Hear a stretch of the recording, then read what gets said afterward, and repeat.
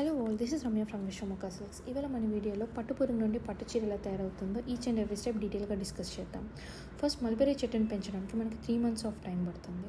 అలా వచ్చిన చెట్టు ఆకుని సిల్క్ వామ్కి ఫీడ్ చేస్తే 30 days తర్వాత మనకి కకూన్ అనేది ఫామ్ అవుతుంది. దాన్ని మనం తెలుగులో పట్టుగూడు అంటాము. ఈ పట్టుగూడుని సాఫ్ట్ చేయడానికి ఫస్ట్ బాయిల్ చేశాక సిల్క్ ఎక్స్ట్రాక్షన్ స్టార్ట్ చేస్తాము. థ్రెడ్ కంటిన్యూషన్ కోసం ఒక గూడు నుండి థ్రెడ్ అయిపోయాక ఇంకొక గూడు మనం మాన్యువల్గానే కనెక్ట్ చేసుకోవాలి. బట్ ఆ థిక్నెస్తో మనం శారీ వీవ్ చేస్తే మనకి శారీ లైఫ్ ఎక్కువ కాలం రాదు. కాబట్టి ఇంకొక మెషిన్కి కనెక్ట్ చేసి 2 to 3 థ్రెడ్స్ కలిపి సింగిల్ థ్రెడ్కి కన్వర్ట్ చేస్తాం.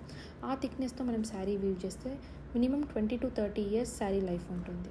దీన్ని మనం రేషం అంటాము, మల్బెరీ సిల్క్స్ అంటాము. 80 to 85% of Indian silks are made from these mulberry silk.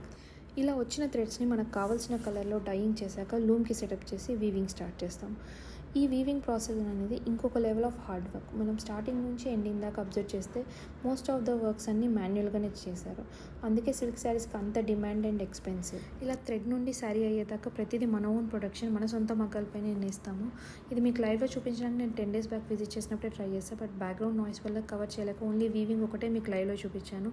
ఇలా ఇన్ఫర్మేటివ్ వీడియోస్ వీవింగ్ పైన నేను అర్లియర్ కూడా చేశాను. ఇంట్రెస్ట్ ఉన్న వాళ్ళు తప్పకుండా చూడండి. శారీస్ కోసం మన కేపీహెచ్పీలో ఉన్న స్టోర్ విజిట్ చేయండి. Thank you for watching.